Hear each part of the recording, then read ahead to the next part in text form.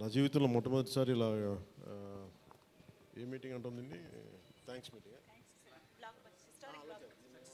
Success meet. Okay,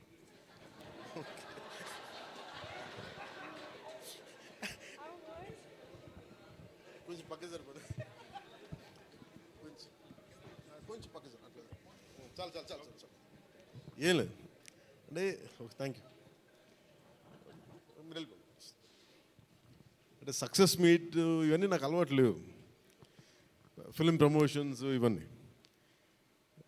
నాకు ఎలా అనిపించింది అంటే, ఈ సినిమా వచ్చినప్పుడు పొద్దున్నే మాట్లాడుతున్న క్యాబినెట్లో అంతా పంచాయతీరాజ్ శాఖ గురించి మాట్లాడుతున్నాం. ఏవో ఆ పనులు ఈ పనులు ఉంటే ఒక పంచాయతీరాజ్ డిప్యూటీ సీఎంతో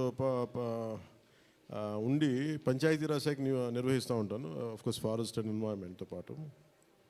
సో పంచాయతీరాజ్ శాఖ మంత్రిగా ఉంటూ కేవలం నేను పంచాయతీల వరకే పరిమితం అనుకున్నాను, కానీ సినిమా పంచాయతీలు కూడా చేసి మరి రిలీజ్ చేయాల్సి వస్తుంది నేను ఎప్పుడు అనుకోలే. అంటే అంటే నాకు ఎందుకు అనిపించిందంటే, నా లైఫ్ టైంలో ఎప్పుడు కూడా నాకు ఏది తేలిగ్గా దొరకలా. ఒక చిన్నపాటి అచీవ్మెంట్ కావచ్చు, ఒక నేర్చుకోవడం కావచ్చు, మేబీ అందరికీ ఇదే ఉంటుందేమో నాకు తెలియదు, కానీ నాకు ఏది కూడా ఏమంటుందని వడ్డించిన విస్తరి కాదు నా జీవితం. ఇప్పుడు అన్నీ కింద పడి ఇన్నాళ్ళకి పోనీ మనం డిప్యూటీ సీఎం అయ్యాం, సినిమా అలా రిలీజ్ అవ్వాలి కదా అని 70 రిలీజ్ అవ్వాలి. ఎంత అంటే ఎన్ని ఇబ్బందులు పడాలి, పంచాయతీలు చేయాలి, ఇవన్నీ చేస్తే నాకు ఒకసారి అలసట వచ్చేస్తాయి.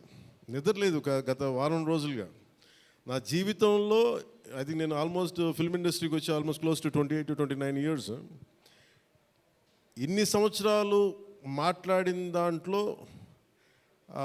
మొన్న 2 days ఈ సినిమా గురించి మాట్లాడిన దాంట్లో కనీసం 10% కూడా మాట్లాడి లాస్ట్ 28 yearsలో.